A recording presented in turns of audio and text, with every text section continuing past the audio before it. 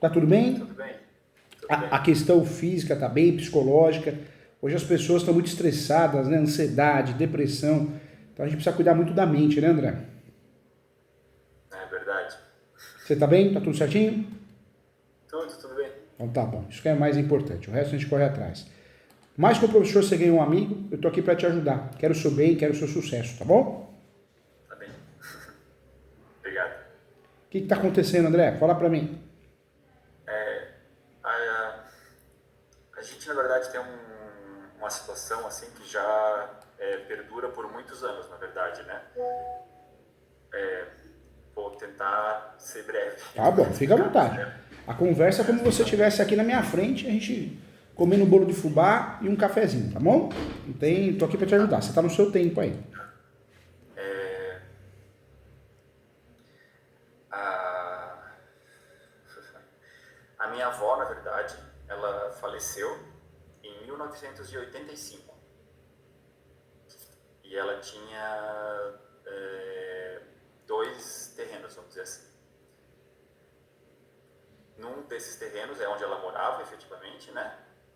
E o outro terreno era mais distante dessa casa dela, mas ainda na mesma rua, onde foi construída uma outra casa. Só que esse terreno não era grande o suficiente para a casa que foi construída. Certo. Então existe um outro imóvel que é confrontante a esse da minha avó, né? Que é de propriedade de uma empresa que pertencia ao meu avô, com sociedade com as filhas dele, que seriam minha mãe e minha tia. Certo. E a casa então foi edificada em cima da totalidade desse terreno da minha avó. Na verdade foi usado só o terreno, o resto foi reconstruído, não é, André? A casa não existia. Não existia. Era um terreno vazio, na verdade, né? Tá. Então a casa foi edificada totalmente em cima desse terreno da minha avó e uma parte, sei lá, 50% em cima do terreno que é de propriedade da empresa, vamos dizer assim, né? Tá. O inventário da minha avó ainda não se encerrou. Continua em andamento desde 1985, quando ela faleceu.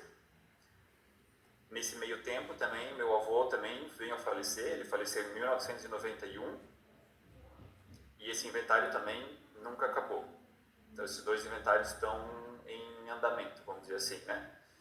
Então, e daí tem outras particularidades com relação a essa edificação que foi feita nesse terreno da casa onde a minha mãe mora, onde eu moro com ela, na verdade, da onde eu estou falando, na verdade, com o senhor aqui, é essa casa, né?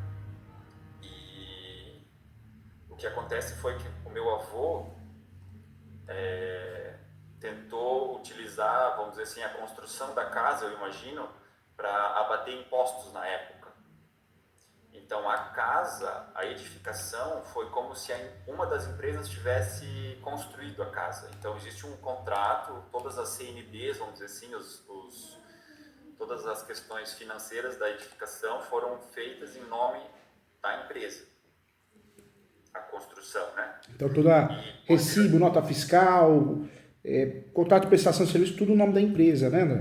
em nome da empresa. Nem tudo, vamos dizer assim, né? Mas uma grande parte dos documentos foram gerados em nome da empresa. E depois ele celebrou um contrato de compra e venda da edificação com o meu pai. Tá.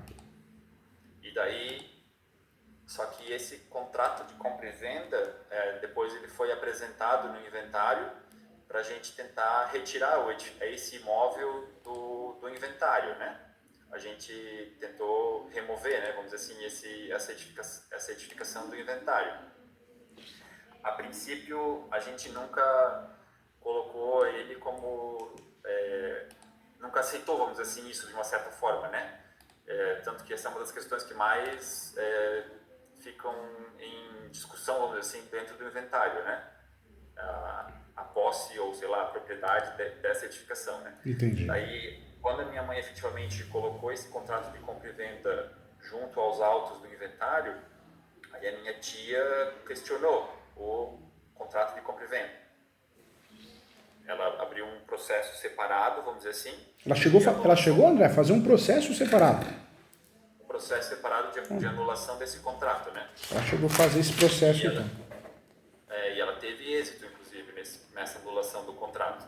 Mas, ao meu entender, assim, eu, nesse meio tempo, acabei, né, lendo muito e pesquisando muito e, né, sobre várias questões jurídicas. Assim, eu não sou direito, né, não tenho formação em direito, né, eu sou formado arquiteto e acabei lendo e assim Ficou craque no assunto, né? Acabou estudando, me né? aprofundando me aprofundando na área, assim, né, um pouco, vamos dizer assim, né. E Legal. daí, claro, pode ser que eu tenha aqui um monte de falsas interpretações, vamos dizer assim, mas justamente por causa dessa complicação toda que eu estou entrando em contato, que eu, né, vejo que o senhor é uma especialidade assim no assunto no Brasil e que poderia contribuir de alguma forma, vamos dizer assim, né?